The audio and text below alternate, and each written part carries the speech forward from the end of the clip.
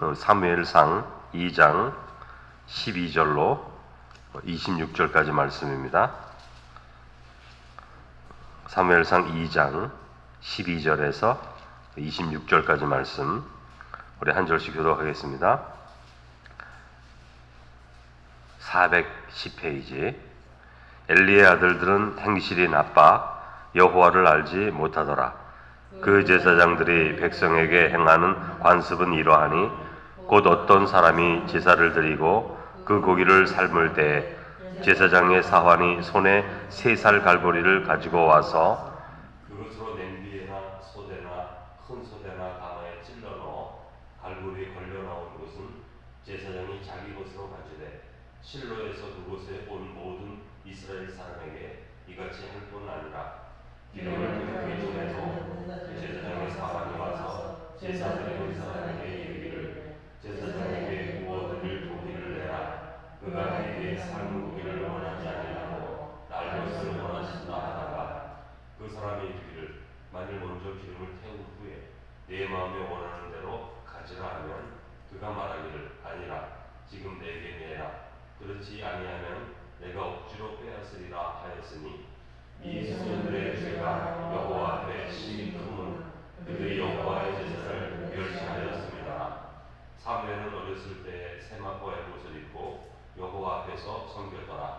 그의 어머니가 매년 드리는 제사를 드리러 그의 남편과 함께 올라가는 때마다 작은 그릇을 지어다가 그에게 주었더니 엘리가 엘가나와 그의 아내에게 축복하여 이르되 여호와께서 이 여인으로 말미암아 내게 다른 후사를 주사 이가 여호와께 간구하여 얻어 바친 아들을 대신하게 하시기를 원하노라 하였더니 그들이 자기 집으로 돌아가매 여호와께서 한날을 돌보시사 그로 하여금 임신하여 세 아들과 두 딸을 낳게 하셨고 아이 사무엘은 여호와 앞에서 부산하니라.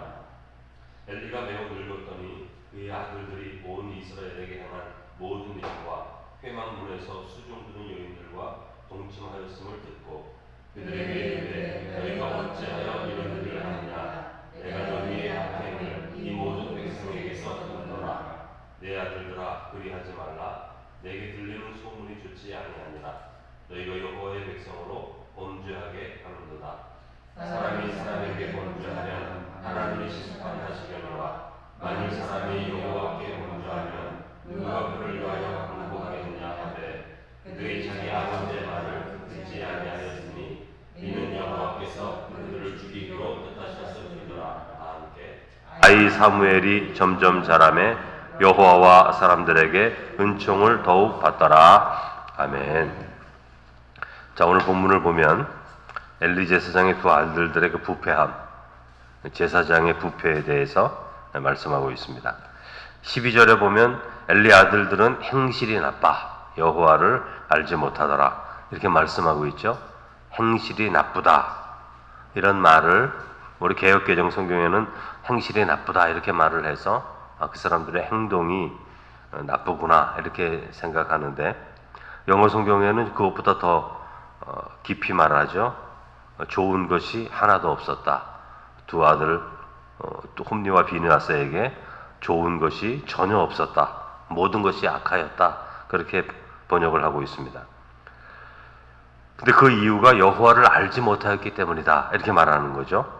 근데 여러분 엘리 제사장의 아들로서 두 제사장이 여호와를 어떻게 알지 못합니까? 알고 있죠. 엘리 제사장이 제사 지내는 방법도 가르쳐야 되고 그러다 보면 하나님의 말씀도 가르치고 이스라엘의 역사도 가르치고 하나님이 누구인지 지식적으로 알고 있습니다. 이 두 아들들이. 근데 왜 알지 못하냐고 말하냐 하면 이 알지 못한다는 말도 영어 성경에는 여호와께 순종하지 않았다 이렇게 말을 하고 있어요. 순종하지 않은 것이 알지 못한 것입니다. 하나님이 십계명을 주셨습니다. 근데 십계명을 지키지 않아요. 그럼 하나님을 알지 못한 것이다 이렇게 말할 수 있다는 거죠. 그러니까 하나님의 말씀을 순종하지 않을 때, 왜? 악한 마음이 있기 때문에 순종하지 않을 때 그것은 하나님을 아는 것이 아니다. 그렇게 성경이 말하고 있는 거예요. 우리는 하나님에 대해서 익숙하지 않습니까? 신앙생활 한 게 벌써 몇 년입니까? 몇 년이 아니죠. 몇십 년이고, 어떤 분은 나이만큼 신앙생활을 했고 모태에서부터 신앙생활을 했고 그래도 하나님의 말씀을 순종하지 않으면 알지 못하는 것이다. 성경이 그렇게 말씀하고 있는 것이죠. 이 두 아들은 자신들은 하나님을 안다고 생각하죠. 왜냐하면 성소에서 제사를 드리니까 자기들보다 더 하나님을 잘 아는 사람이 어디 있겠는가 그렇게 생각했겠지만 실제적인 삶에 있어서는 하나도 좋은 것이 없었고 그들의 삶에 있어서 실제적으로는 하나님을 알지 못하면서 행했던 것입니다. 근데 여러분, 하나님의 말씀을 순종하지 않는다고 해서 좋은 것이 하나도 없다. 지금 성경이 이렇게 말하고 있는데 여러분, 불신자들도 좋은 게 있잖아요. 불신자라고 뭐 다 악합니까? 좋은 일을 행하는 자도 있고 사랑에도 풍성한 사람도 있고 그런 사람이 있지 않습니까? 근데 성경에서 지금 이 두 아들에 대해서 제사장에 대해서 하나도 좋은 것이 없었다. 이렇게 말하고 있지 않습니까? 아예 하나님을 모른다면 모르지만 지식적으로 이 엘리의 아들들은 하나님을 알아요. 들어서 알아요. 어떻게 하나님께 영광을 돌려야 될지도 알고 믿음의 조상들이 어떻게 살아왔다는 걸 압니다. 제사장들이기 때문에. 그런데 알면서 실제의 삶 가운데서는 순종하지 않는 거죠. 이게 더 악한 것입니다. 그러니까 본래 몰라서 죄를 짓는 것은 죄를 짓는 거지만 똑같이 좀 덜한 것인데 엘리의 두 아들처럼 알면서도 의도적으로 하나님 앞에 죄를 범하는 것은 이게 더 악한 것이죠. 여러분 13절부터 17절까지를 보면 어떤 악한 삶을 살았나 말을 해주는데 이 두 사람의 죄는 하나님께 드리는 제사와 연관이 되어 있어요. 그러니까 여호와 하나님을 멸시하였다. 오늘 읽은 말씀에 그렇게 말하고 있지 않습니까? 하나님께 드리는 제사와 연관되어 있는데 그러니까 그 제사를 드릴 때 하나님의 뜻대로 드린 것이 아니라 자기 마음대로 드린 거예요. 그래서 첫째 잘못은 뭐냐면 이스라엘 백성들이 하나님께 제사를 드리고 고기를 삶을 때 제사를 드리고 고기를 삶을 때 제사장의 사환들이 와서 3살 갈고리 우리 같으면 포크처럼 생긴 거죠. 이제 날이 3개가 있는 큰 3살 갈고리를 가지고 와서 고기를 삶고 있는 솥에 찔러 넣습니다. 그러면 여러분 3살 갈고리니까 그냥 탁 뭐 이렇게 찔러지겠죠. 그럼 찔러진 것을 그냥 꺼내서 이것은 제사장의 몫이다. 그러고 가져갑니다.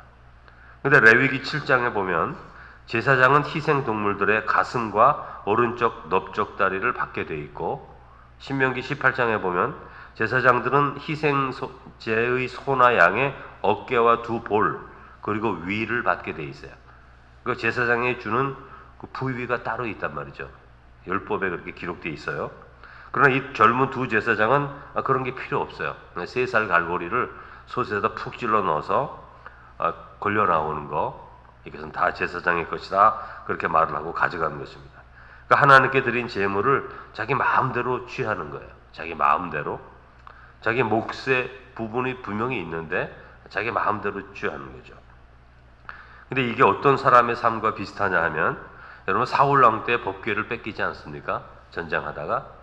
그래서 다윗 왕 때 법궤를 2차례 가져오는데 첫 번째 가져올 때 어떻게 가져오죠? 소들에게 그 수레에 실어요. 법궤를. 원래 소들에게 법궤에 실으면 안 되는 거죠. 제사장들이 어깨에 매게 되어 있습니다. 성경에 율법에 보면. 그런데 그걸 모르고 법궤를 그냥 소들이 끄는 수레에 끌고 오다가 소들이 낙원 타작마당에서 소들이 뜁니다.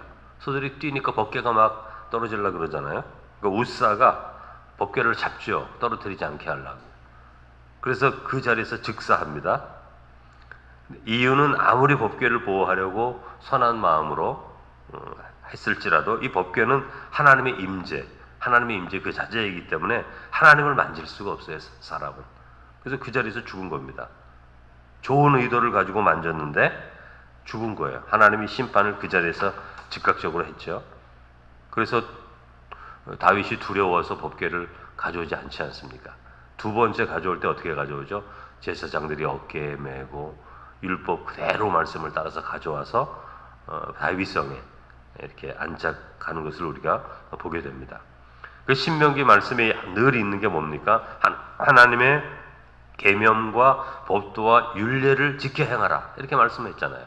하나님께도 하나님의 법칙이 있는데 하나님의 뜻 가운데로 하라 그러는데 그렇지 않게 하니까 우사가 좋은 마음을 가졌지만 말씀에 벗어나는 거니까 즉사하게 된 거죠. 이 두 제사장도 마찬가지입니다. 하나님이 주신 율례와 법도가 있는데 그렇게 행하지가 않는 거예요. 두 번째 잘못은 이것도 제사에 관련된 것인데 15절에 보면 제사장에게 구워드릴 고기를 내라 그렇게 말을 합니다. 삶은 고기는 원치 않는다. 구워 먹겠다. 그 좋은 고기를 내라. 삶기 전에 빨리 고기를 달라 이렇게 말을 하는 겁니다. 그러니까 그 사람이 기름을 다 태운 후에 그러니까 제사가 다 끝난 후에 내가 주겠다. 그러니까 온 사환들이 너희들이 주지 않으면 내가 뺏어가겠다 이렇게 하면서 자기들이 원하는 요리를 해먹기 위해 하나님의 제물을 제사도 끝나지도 않았는데 강제로 뺏어가는 그런 두 제사장 엘리의 아들들의 악한 모습을 이제 보게 되는 것입니다. 그리고 뒷부분에 보면은 이 두 제사장이 성적으로 간음한 이야기들이 나오는데 근데 오늘 성경의 말씀은 그래요. 하나님께 범죄한 죄 그러니까 이렇게 제사의 죄 이것을 더 중히 여깁니다. 사람에게 범죄한 죄는 하나님이 용서하실 수도 있고 하나님께 기도하여서 구할 수가 있는데 너희들이 하나님께 범죄를 하면 이 제사 제물을 이렇게 악하게 사용하면 누가 하나님께 너희들을 위해서 간구해 주겠느냐 이렇게 말씀하는 것을 우리가 듣게 됩니다. 이렇게 엘리의 두 아들은 하나님의 제사와 제물에 관련해서 범죄합니다. 이들이 하나님을 경외하지 않기 때문에 그래요. 근데 여러분 우리들도 마찬가지의 상황에 놓일 수가 있습니다. 우리가 하나님의 몸된 교회에서 교회를 섬길 때 교육자로 때로 직원으로 아니면 중직자로 교회를 섬기면 교회와 굉장히 가까워져요. 깊이 관여하게 됩니다. 그러면 사적인 익숙함이 점점 많아져요. 그래서 엘리의 자식들처럼 하나님의 것과 나의 것이 혼동이 돼서 마치 우리들이 행하는 것이 하나님이 행하는 것처럼 생각할 때가 많아요. 너무 익숙해져서. 근데 이러한 삶이 좀 위험합니다. 교회가 운영될 때 하나님이 기뻐하시는 원리와 원칙이 있어야 되는 거죠. 교회는. 따라서 그 원리와 원칙을 늘 바르게 세워가야 됩니다. 여러분 최근에 미국 LA 지역에 큰 교회가 있어요. 5천 명도 넘는 교회에서 가장 부흥할 때는 제가 미국에 있을 때도 5천 명이 넘는 교회였는데 지금은 이제 뭐 1,000 몇 명이 됐어요. 4분의 1이 줄어들었는데 몇 년 전부터 어려움을 겪고 있습니다. 근데 그 발단이 아주 사소한 건데 그 유력한 장로님이 교회의 어떤 물품과 인력을 개인적으로 사용을 했어요. 여러 차례 사용을 했습니다. 근데 그때에는 별로 문제가 되지 않았어요. 근데 교회에 어떤 문제가 딱 생겼는데 그 문제를 진행되는 과정 가운데 이 장로님이 행한 이 일이 부각되기 시작하면서 오히려 이 문제가 교회 안에 문제가 된 거예요. 왜 그렇게 사용했느냐 사적으로 왜 교회 차를 사용하고 왜 교회 물품들을 사용하고 왜 그렇게 했느냐 이 문제가 되면서 이분을 또 교회에서 질의를 하니까 이분이 또 노회에다가 소송을 내고 노회에 대해서 소송을 하니까 노회에서는 또 이 장로님의 편을 들어주고 이렇게 되는 가운데 교회가 어떻게 됐냐면 분란이 돼서 교단을 탈퇴하고 많은 성도가 교회를 떠나고 두 편으로 갈라져서 지금 이제 재판을 하고 있는데 미국에서는 재판을 하면 여러분 수십억이 듭니다. 저도 재판하는 교회에서 있었기 때문에 한 20년 재판한 교회인데 재판비만 수십억이 들어요. 그러니까 교회를 다 담보 잡고 재판을 드리는 거죠. 그러니까 재판이 끝나면 교회 팔아서 갚아야 될 정도로 재판이 되는데 그런 재판을 지금 하고 있습니다. 여러분 이 작은 일이 교회가 갈라지고 재판을 하고 많은 성도들이 두 편으로 갈라져서 싸워야 될 일인 줄 누가 알았겠습니까? 근데 지금 그러고 있어요. 하나님의 교회는 다른 어떤 곳보다 더 정직하고 바른 원칙과 원리가 있어야 됩니다. 정으로 행해지면 안 돼요, 교회는. 여러분, 사랑에는 규범이 있습니다. 사랑은. 예수님은 우리를 사랑하셔서 구원하시기 위해서 죽으신 거예요. 사랑에는 이렇게 분명한 규범과 원리가 있어요. 우리를 구원하기 위해 말만 하지 않으신 거라고요. 죽으셨다고, 자기 생명을 내어놓으셨다고요. 그게 무슨 뜻이죠? 사랑에는 규범이 있다. 이런 것을 말하는 겁니다. 여러분, 이 두 아들에 비교해서 18절 이하를 보면 사무엘은 언제나 세마포 에봇을 입고 여호와 앞에서 섬겼다 이렇게 되어 있어요. 세마포 에봇을 입고 제사장이 입는 옷이죠. 여호와 앞에서 섬겼다 이렇게 말하고 있어요. 그러니까 여호와 앞이라는 뜻은 무슨 뜻이죠? 순종하였다. 하나님의 뜻대로 섬겼다 그런 뜻 아닙니까? 그러니까 26절에 보면 아이 사무엘이 점점 자라매 여호와와 사람들에게 은총을 더욱 받더라 이렇게 말을 하고 있는 거예요. 그 세마포 에봇을 입고 여호와 앞에서 섬기니까 사무엘이 자라면 자랄수록 여호와와 사람들에게 은총을 받았다 이렇게 기록하고 있는 거죠. 여러분 엘리의 두 아들과 사무엘이 가는 길이 다릅니다. 사무엘은 가는 길에서 은총을 받아요. 근데 엘리의 두 아들은 25절에 보면 여호와께서 그들을 죽이기로 뜻하셨다 그렇게 말하고 있죠. 그러니까 여러분 생명과 죽음의 길로 갈라지는 거예요. 사무엘과 엘리의 아들들이. 그 가장 중요한 중심이 뭐죠? 하나님의 말씀을 순종하느냐 순종하지 않느냐. 생명과 죽음의 길로 갈라지는 거죠. 그래서 우리가 이 땅을 살아가면서 하나님의 교회를 섬기고 우리가 살아가는 가운데 하나님이 기뻐하시는 삶을 살려고 해야지. 내가 기뻐하면 하나님도 기뻐하시겠지. 내가 기준이 되면 안 되고 하나님이 이 일을 기뻐하시는가 살필 수 있어야 되는 거예요. 그 살피고 헌신할 때에 사무엘에게 약속하신 것처럼 은총을 받는 자의 삶을 살고 홈리와 비누아스처럼 자기 생각에 옳은 대로 살다 보면 하나님의 심판이 있게 되는 것입니다. 그래서 우리 성도들은 우리 스스로 기뻐하는 삶이 아니라 하나님이 기뻐하시는 삶을 찾아서 그 삶에 헌신하는 성도가 된다면 그 삶이 더 강성해지는 거죠.